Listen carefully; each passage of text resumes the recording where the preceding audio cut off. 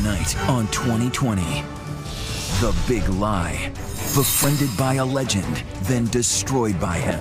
The teenager known only as victim number one until tonight, who took on and took down Penn State's Jerry Sandusky. It was that bad of a, ex-girlfriend that you wish you never had. Except it's not a girlfriend, it's this 6'3", 260-pound football legend. His fame may have kept him safe, while his victims kept piling up. I'm just going to be another kid in the front page of the newspaper that has a big liar stamped across his forehead. Until they realized he was telling the truth. Tonight, Chris Cuomo goes after the people he says let him down. So you got nothing to say to Aaron, you got nothing to say to his mother. Turn this camera off now. That's all you got. Hero number one. And think you have the perfect life? She did. An explosion happened The blast blew out the windshield. Until a pipe bomb shattered the big lie she was living. I put the key in the ignition, turn it on, and it's kaboom. Somebody has searched on the internet 23 times how to build a bomb. But who? It's like, I don't know you. Who are you? Mystery Man. And winning anybody? Winning more than Ashton Kutcher. They're cashing in on a little white lie. Celebrity lookalikes from Kate Middleton to Charlie Sheen. Reporting tonight, Elizabeth Vargas and Chris Cuomo. It is the ultimate David and Goliath story. Literally a child versus a towering football legend, a pillar of the community.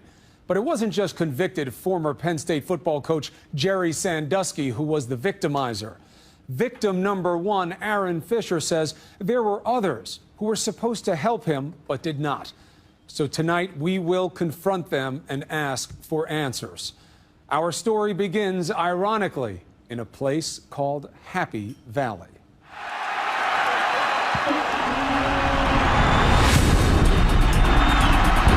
Someone powerful at the school abused young boys. It was a scandal of epic proportions. Child sex abuse committed by Jerry Sandusky. Years of glory erased. Horrific accounts of a Sandusky basement of horrors. Penn State, where football is religion, exposed for the ultimate sin, protecting a monster. Former coach Jerry Sandusky. But we have never seen or heard from the boy who started it all. My name's Aaron, otherwise known as Victim 1. But Aaron Fisher doesn't see himself as a victim anymore. He is a track star who says he spent close to half his life trying to outrun Jerry Sandusky. Victim means people feel sympathy for you. I don't want that. I would rather be somebody that did something good, like a hero or something. Aaron Fisher is now 18 years old, coming forward with a book called Silent No More. The story of what it took to bring down Sandusky as a boy living in a small town where so many work for and worship Penn State. I didn't think anybody was going to believe me ever. Wasn't easy. No, not at all. I was kind of thinking that he was going to get off scot-free with this, and then I'm just going to be another kid in the front page of the newspaper that has a big liar stamped across his forehead. Aaron's story begins in the summer of 2004. Aaron was 10 years old, living in Lock Haven, Pennsylvania, literally in the shadow of Penn State. That's when he got the best news of his life, an invitation to join the Second Mile, a charity for needy kids founded by Jerry Sandusky, a legend in the community, even once rumored to be a possible successor to Joe Paterno. It was kind of like giant stuffed teddy bear. He just seemed like the all-natural father figure, like something that most kids wish that their dads did. Especially kids like Aaron, who came from a struggling family and had no father at home. Jerry soon singled Aaron out, saying he had promise and athletic potential. He then started taking the young boy to big-time sporting events. This is cool stuff. Yeah, and we sat in box seats. Like, that was the coolest thing ever. Then, Jerry offered to let Aaron spend weekends with him. Aaron's mother, Dawn, was skeptical, but Jerry said he just wanted to help relieve the single mother's stress. She had 2 other kids at home, one with special needs. You're a mom. All moms have the radar. This is an older man, an adult. What did you tell yourself? Why did Jerry Sandusky want to shower attention on your son? Well, I assumed it was because he was athletic and he had a bright future. And Dawn says there was also the fact of who Jerry was. Everybody knew who he was. He's a great guy. Everybody, you know, even my own father, he said, you know, he does great things for kids. At first, for Aaron, it was like a vacation. Aaron described Sandusky's home as a playground, a basement decked out with everything a boy could want. Dartboards and pool table, shuffleboard, and then little video games. It was perfect. Yeah. But then, things started to get weird in the 12-year-old's mind. He put his hand on my leg while we were driving. My family never did that, so it was kind of weird, but I thought maybe that's what his family did. But it did kind of trip a little. Why is his hand there? This is weird.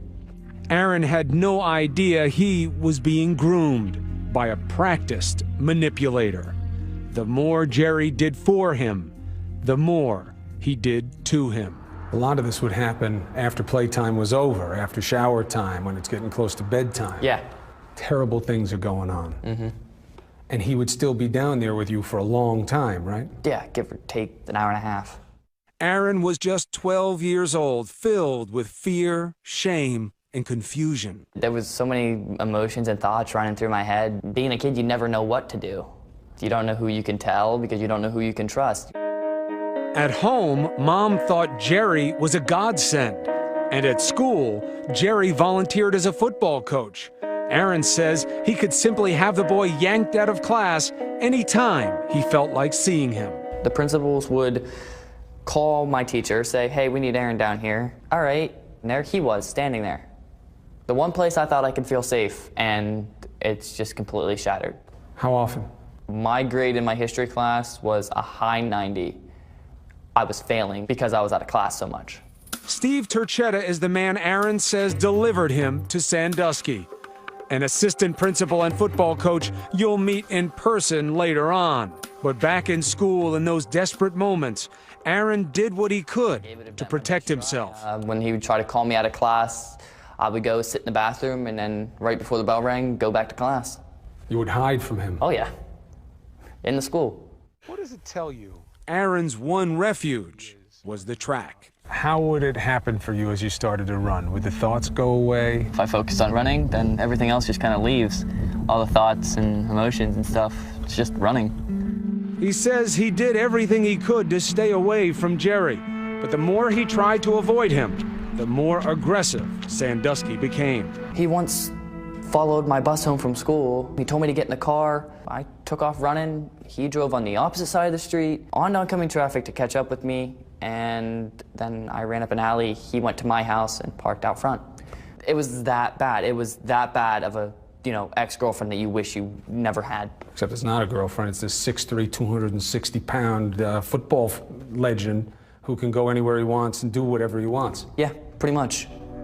Dawn was alarmed by the hundreds of phone calls and visits to the house, and also by Aaron's acting out. He was lashing out at her, and she didn't know why. I laid down so many different hints and clues for her to catch on. But you weren't able to say, no, this guy is a monster, he's sexually assaulting me. I couldn't do it. Why? Embarrassment, fear of not being believed. Then, when Aaron turned 15, he finally told Dawn something, that Jerry kept pulling him out of class. Dawn was shocked and called the school demanding answers.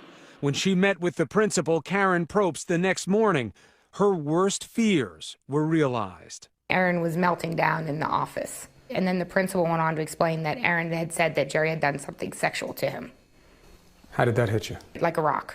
And I immediately, told them that we needed to call the police. What do they say? They tell me to go home and think about it. Go home and think about what? That's what I said. Go home and think about what? What is there to think about? We need to call the police right now. Jerry was in the school. When we come back, a mother and son take on Jerry Sandusky. And we chase down the people they say should have done more. Why are you moving so fast now when you moved so slowly when Aaron needed your help?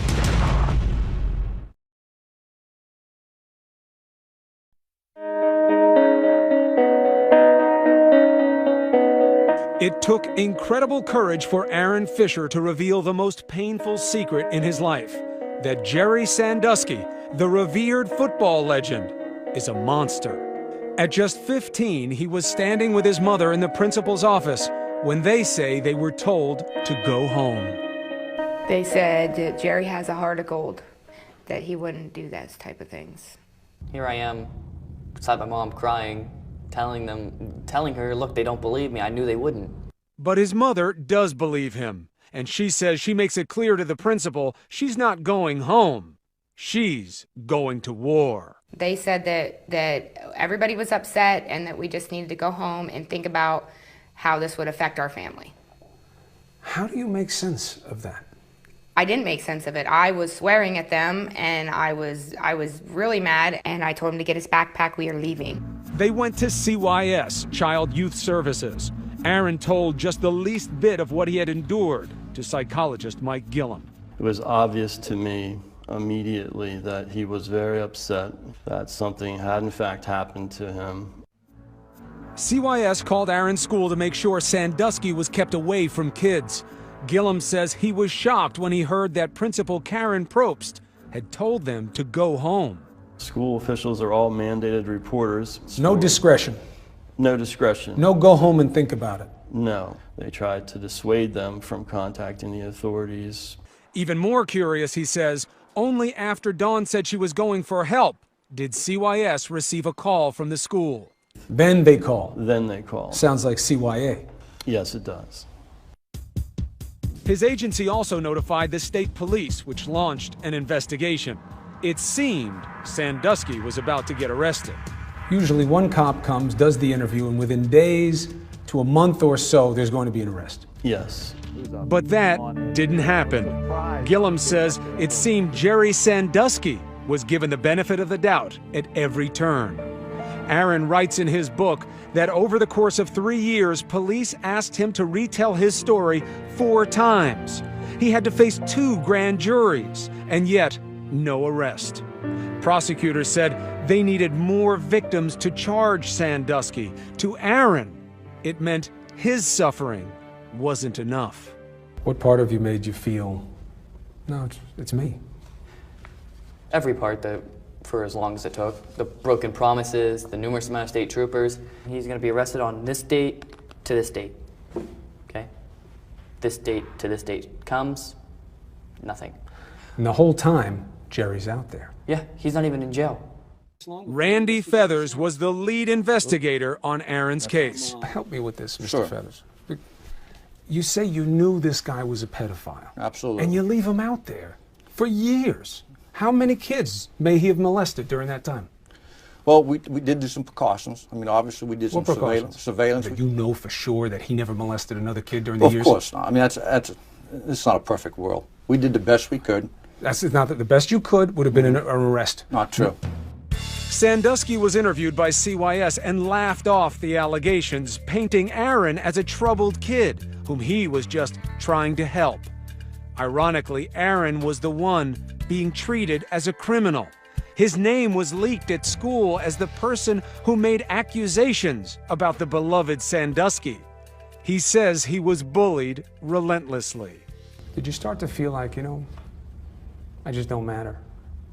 Jerry matters. Yep, and that upset me the most. You start to doubt yourself. I thought maybe it'd be easier to kind of take myself out of the equation. I was extremely suicidal. You felt that because of what you were getting from everybody else, it might be better if Aaron just wasn't around. Yep. Pretty much. My mom would hate me for that, but there was numerous amount of times that I've actually tried. I wore long sleeve shirts because I cut myself. I did a whole bunch of things that I wouldn't have normally done. Why wasn't Aaron enough?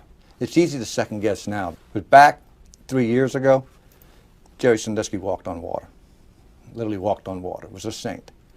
And we were going to send this 16-year-old kid up against an icon. We needed more evidence. I don't get it. Why? Why is raping one kid hundreds of times not enough? We had to prosecute this. Chris, if we could have arrested Jerry Sandusky the first day that Aaron came in, I'd put handcuffs on myself. One thing's for sure, the case only really gained momentum when Mike McQueary, a Penn State football coach, testified he witnessed Sandusky molesting a boy in a university locker room. Soon, 7 more victims emerged. Then, on December 7th, 2011, more than 3 years since Aaron came forward, just after his 18th birthday, Sandusky was arrested. What kind of birthday present was that? It was a good one. I was happy, yes, but I was more crying and, just... I wasn't expecting it.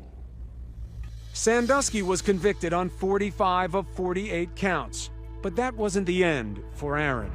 There were still others who had never been held to account, others whom Aaron felt had betrayed his trust, starting with the people at his school, who say they reported his case promptly. It's Chris Cuomo from ABC News. We called and sent letters to school supervisors asking if any action had been taken as a result of Aaron. Not a single response. So we headed to his school to try to get Aaron some answers. Mr. Tershetta? Turn the camera off. Chris Cuomo from ABC News. We've been trying to get in touch with you. Please turn the camera off. Steve Tershetta, the man Aaron says pulled him out of class all those times for Sandusky. Tershetta would later tell a grand jury he had suspicions about Sandusky, though he didn't realize he was molesting kids. Please turn the camera off at this time. This is where Sandusky was allowed to get at this kid time and time again after you said to a grand jury you were suspicious of him. Turn the camera off now. So you got nothing to say to Aaron, you got nothing to say to his mother. Please turn the camera off. Nothing at all. Please turn the camera off. Please turn the camera off. That's all you got. And then there was Principal Karen Probst, who believed the best response to a sexual assault allegation, according to Aaron and Dawn, was to tell them to go home. She is still the principal at the school, and she was right on time for work, and we were waiting. Ms. Probst, why are you moving so fast now when you moved so slowly when Aaron needed your help? I don't understand this. Why would you avoid these questions? They can sit there and pretend to act like they love kids and will protect kids. That's a bunch of bull. As for Jerry Sandusky, he was sentenced just last week to 30 to 60 years in prison. But he did have one last message for Aaron. A young man who is dramatic, a veteran accuser, and always sought attention, started everything. It began with a veteran accuser. Who was that? Pretty much that whole thing was directed towards me. And made you feel? Like crap. But maybe there will be some partial vindication. People in Pennsylvania are now rallying behind him and demanding an investigation into how this case was handled. Aaron is now trying to get his life back on track.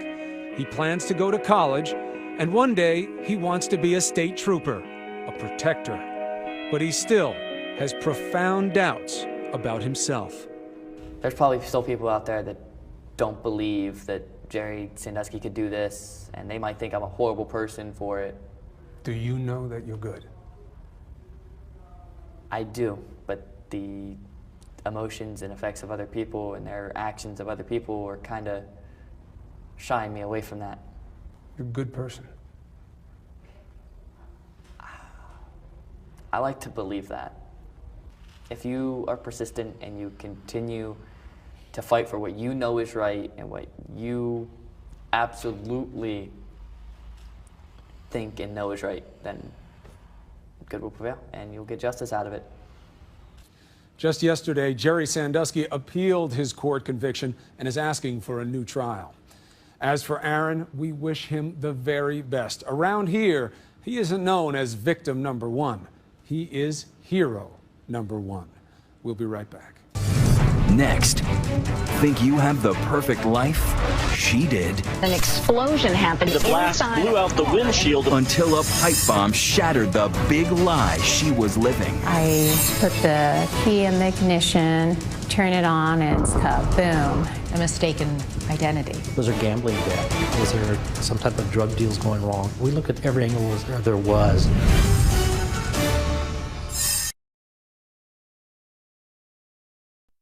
The Big Lie continues with Elizabeth Vargas. kinds of lies have you ever told your spouse? Little white lies, some big whoppers, but probably nothing like what you're about to see. Lie after lie that ended or maybe just began with an explosion. Not the kind that's a fight in the house, but a very real bomb going off.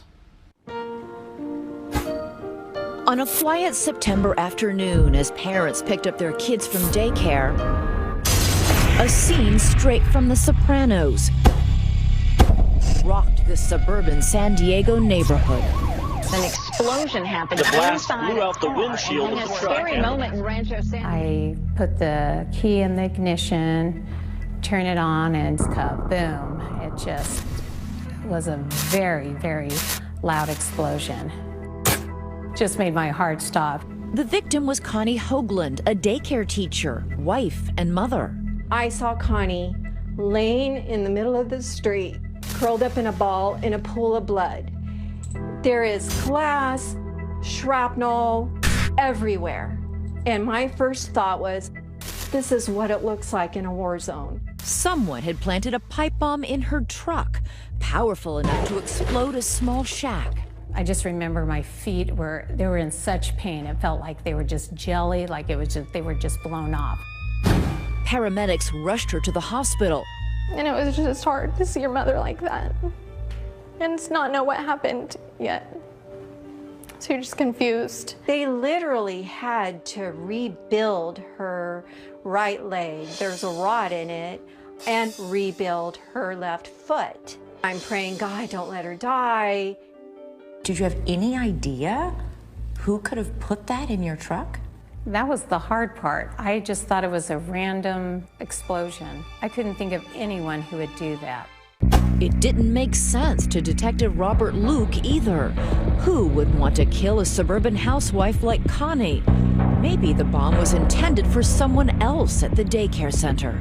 There was a lot of law enforcement people that actually took their kids there. Is someone trying to target one of these people for a case that they're working we know nothing about? One of the policemen who was a parent of one of the kids at the daycare center, might he or she have been the target? Yes, mistaken vehicle. But this wasn't the first pipe bomb to turn up in the area.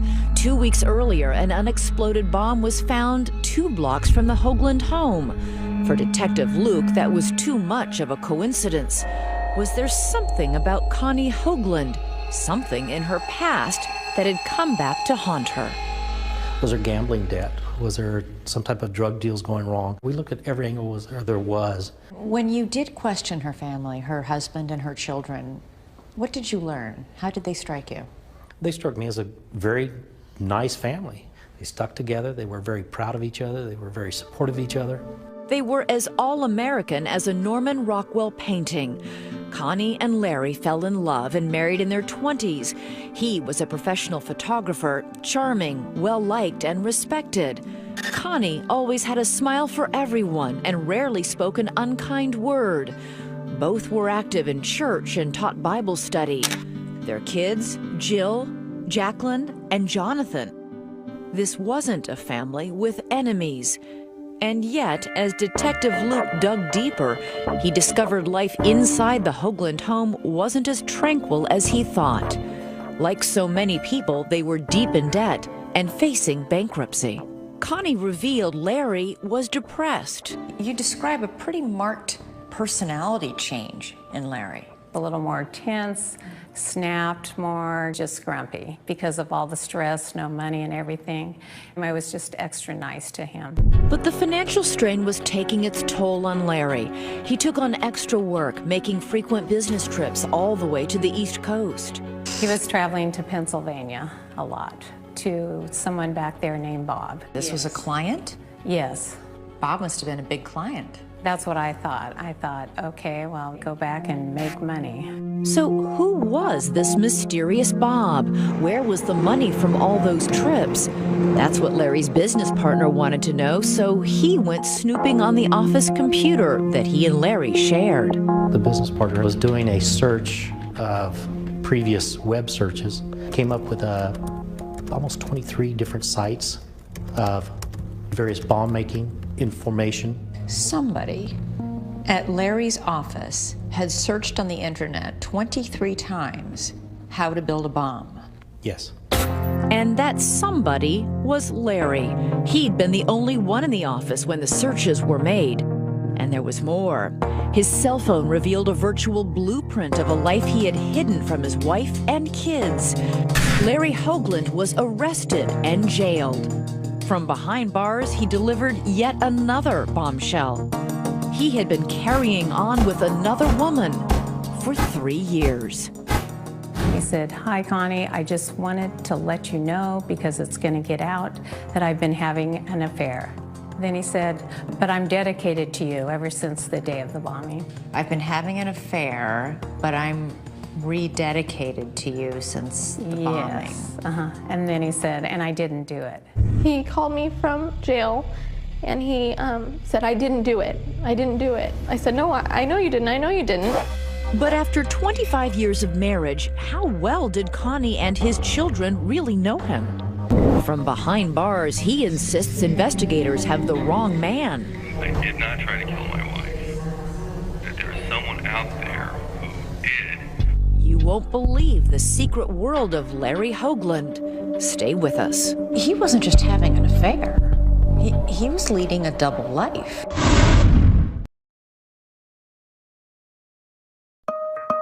Shocking twist in a story. The woman's husband is behind bars. Larry Hoagland's facing attempted murder charges, trying to kill his wife. His wife with a bomb. No one was more shocked by Larry Hoagland's arrest than his own family. It never once occurred to you that Larry could be behind this pipe bomb. It really didn't. Despite all the tension at home, I didn't even think that he would have been a suspect. But she had suspected an affair, even questioned him about it. He denied it, and she let it go. Now from her hospital bed, the harsh reality. Not only was her husband a cheat, he may also have tried to kill her. You've been lying to us, cheating. It's like, I don't know you. Who are you? He just quit caring about, I think, Connie as a person. And he became so self-involved with himself that that's all that mattered, was him and Leanne. Leanne Rupert, the other woman. Larry insisted a cheating heart was his only crime, not attempted murder. But for Connie and the kids, their empty bank account and those frequent so-called business trips to Pennsylvania suddenly made sense. Leanne and Larry had a history. They were high school sweethearts and had reunited 3 years earlier. Teenage love quickly morphed into middle-aged passion. he wasn't just having an affair. He was leading a double life. He considered that his home. Pennsylvania, Leanne's house. He refers to it all the time in his texts to her. Can't wait to get to our house. Can't wait to get back home.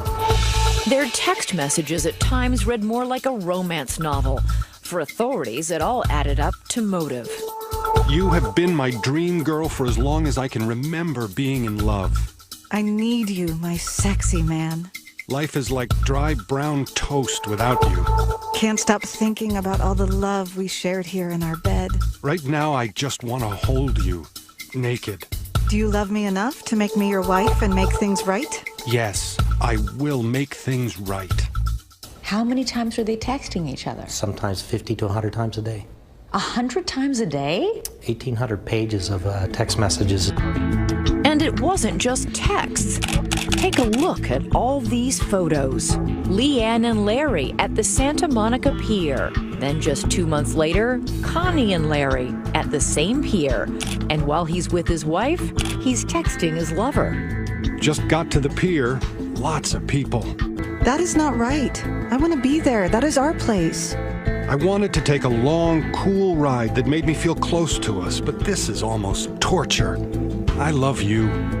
And his brazen charade would continue even during bedside vigils with his wife, stealing away into the hospital hallway to text and take a photo of himself for Leanne.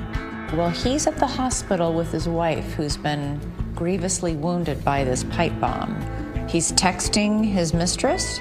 Yes, 40 minutes after he got to the hospital, he was out in the hallway taking pictures of himself. He sent it to her email, says, "I love you, Leanne, I wished you were here." All the pieces began to fall into place. While the case against Larry as a cad was airtight, Detective Luke, teaming up with ATF agent Matthew Beals, was building a case against Larry as a would-be killer. Remember that unexploded pipe bomb found near the Hoagland home? They believed it had fallen from underneath Connie's car, where Larry had taped it. But investigators needed proof. I just had this thought from other investigations, has anyone gone through his wallet yet? And so I went through all the scrap paper in his wallet, and lo and behold, I found the telephone numbers for the first bomb. That's right. 2 numbers connecting Larry to the cell phones used to detonate the bomb. Investigators say he tried unsuccessfully 18 times to set off the bomb. So that was huge, and just confirming that we were on the right track, we had the right guy. Last April, the man who had led a double life without batting an eye went on trial for attempted murder. During Larry's 19 months in jail, Connie never saw him. But before she could write him off completely, she had to face him one last time. What was that like? It was hard. I do have scars on my legs. There's a rod in my foot, and my hearing is bad. It's just a sickening feeling to look at someone who tried to blow you up, and for him to act like he didn't do it. It's just unbelievable is what it is. In court, Connie looked into the eyes of Leanne Rupert, the woman Larry loved so much he was willing to risk everything, even abandoning his own family for hers. She says she knew nothing about the plot to kill Connie and believed Larry when he said he had filed for divorce already. He was going to move back to Pennsylvania, and he was going to move into my home, and I often told him I didn't care what he had or what it was. He could come with a shirt on his back. And then, to a hushed courtroom, Larry did something criminal defendants rarely do. He took the stand in his own defense. Connie asked me directly, are you having an affair? I told her that I was not. Why would you do that? I was being less than honest. I was lying to Connie. And in a moment of astonishing candor, he revealed his true feelings about divorce. I never really believed in divorce. You weren't going to tell your wife that you were getting divorced until when? It sounds so cold, but I just about when I was leaving the house. It sounds very cowardly, but that's what I was going to do. Larry's defense fell apart when he explained how those phone numbers ended up in his wallet. Prosecutors say his answer stunned the courtroom. They were given to me by a transient that I called Jerry. It'll stand out in my career as one of those moments where you realize this case is going better than expected. You don't know the last name? No, I don't. And I don't remember the specific wording, but he said, here's my phone number. How many times has that happened, that somebody takes the stand and out of the blue comes up with a new theory? It just doesn't happen that often. Right. I think Larry truly believed that he could say anything he wanted and the jury would believe him. But they didn't. Verdict. We, the jury, find the defendant guilty of the crime of attempted murder. He was sentenced to life plus 13 years. Larry Hoagland's life of lies was over. I love that jury. A lot of them came up after and hugged us and just said, you won't have to be afraid anymore. Your dad continues to deny to this day that he had anything to do with hurting your mom. Ever waver? No. Someone that I would call my father isn't someone who's going to cheat, lie, and steal. Trying to kill my mom, he lost that right and that privilege to be my dad. So he's not my dad anymore. He's Larry. Today, Connie is divorced. She is a survivor. Connie is an amazing lady. She walked through the shadow of death and came out dancing. In the end, Connie says she had to forgive Larry in order to forget him. It's a miracle I can even walk and that I'm even alive. I have a new life and I don't want to think about him anymore. And at the end, I just had to forgive him. Next, it's a little lie that's fun when you can't tell if they're the real deal or a fabulous fake. From Charlie Sheen to Kate Middleton. Celebrity lookalikes. Get a good table at a restaurant. It hadn't crossed my mind until you brought it up, actually, so.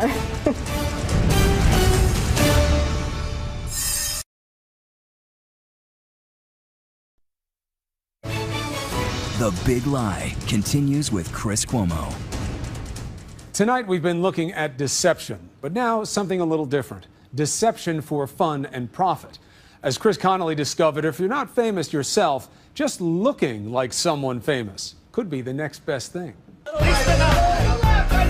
Fergie, Beyonce, Kim Kardashian, sirens who've been known to perk up a party. If you've got $100 grand on hand. Strapped for cash? Well, $1,000 can buy you this sheen for a day. It's all legal in California. It's high of goddesses, and they're here and they're there. That's not Charlie Sheen. I'm winning more than Ashton Kutcher. It's 39-year-old former stock exchange employee Jeff Barnett. How you doing? Oh, goddess. Giving indie movie premieres, Vegas-y get-togethers, and car dealerships a taste of good time Charlie. I worked at the Philadelphia Stock Exchange for years. I looked just like him in Wall Street, and my nickname became Buddy Fox. When is it enough, Gecko? How many yachts can you water ski behind? How much is enough?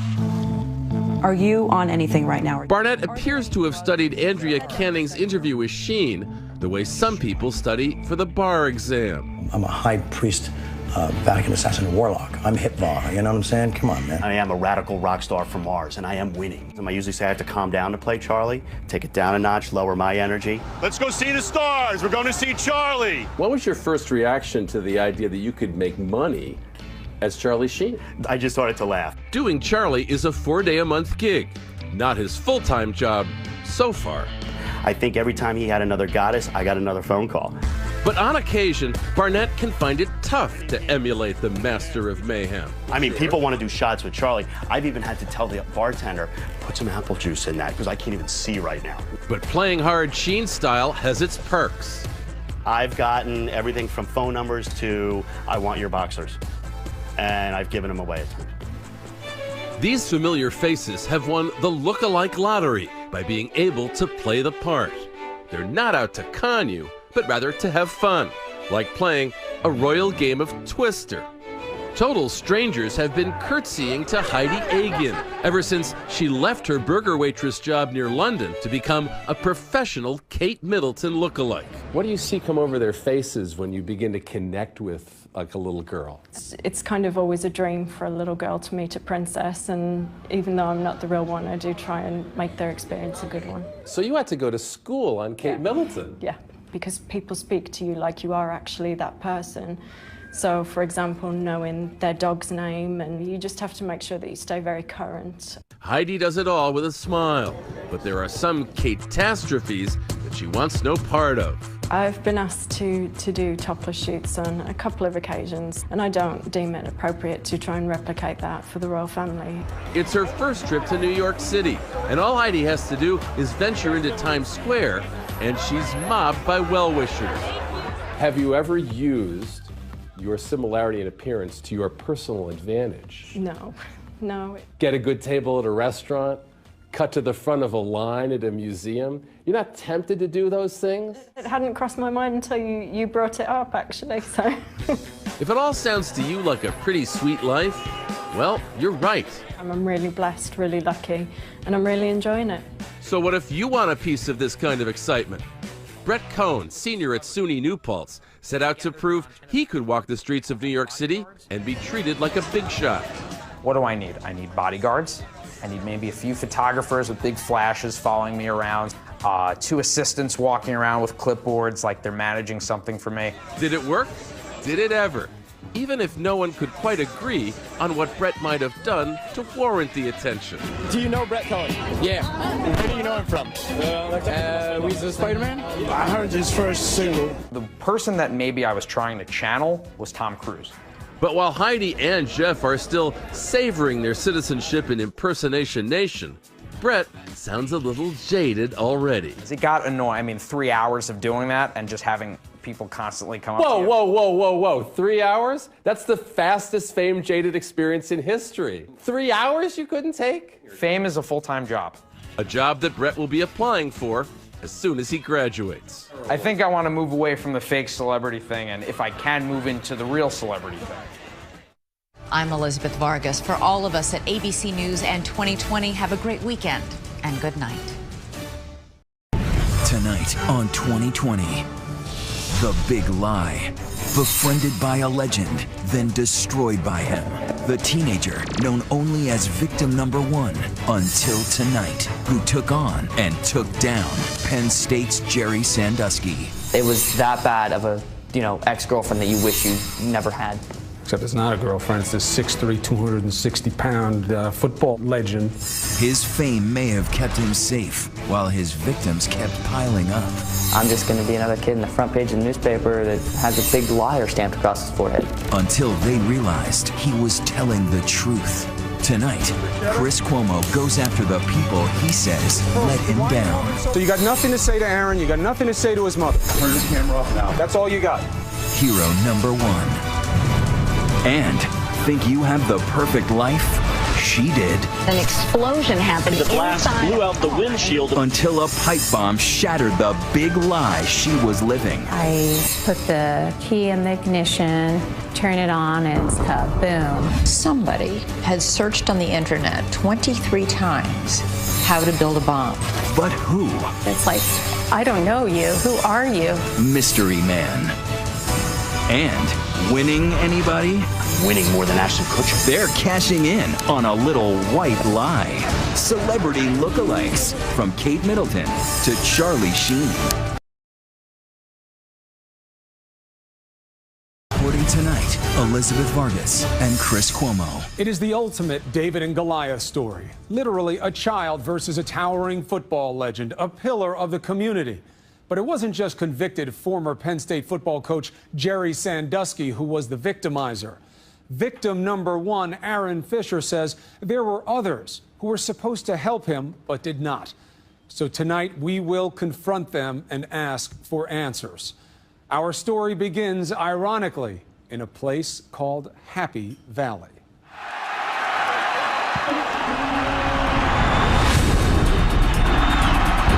Someone powerful at the school abused young boys. It was a scandal of epic proportions. Child sex abuse committed by Jerry Sandusky. Years of glory erased. Horrific accounts of a Sandusky basement of horrors.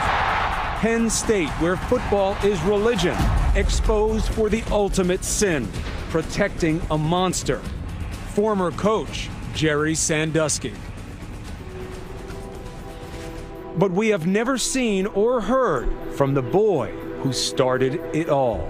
My name's Aaron, otherwise known as Victim 1. But Aaron Fisher doesn't see himself as a victim anymore. He is a track star who says he's spent close to half his life trying to outrun Jerry Sandusky. A victim means people feel sympathy for you. I don't want that. I would rather be somebody that did something good, like a hero or something. Aaron Fisher is now 18 years old, coming forward with a book called Silent No More, the story of what it took to bring down Sandusky as a boy living in a small town where so many work for and worship Penn State. I didn't think anybody was going to believe me ever. Wasn't easy. No, not at all. I was kind of thinking that he was going to get off scot-free with this, and then I'm just going to be another kid in the front page of the newspaper that has a big liar stamped across his forehead. Aaron's story begins in the summer of 2004. Aaron was 10 years old, living in Lock Haven, Pennsylvania, literally in the shadow of Penn State. That's when he got the best news of his life, an invitation to join the Second Mile, a charity for needy kids founded by Jerry Sandusky, a legend in the community, even once rumored to be a possible successor to Joe Paterno. It was kind of like giant stuffed teddy bear. He just seemed like the all-natural father figure, like something that most kids wish that their dads did.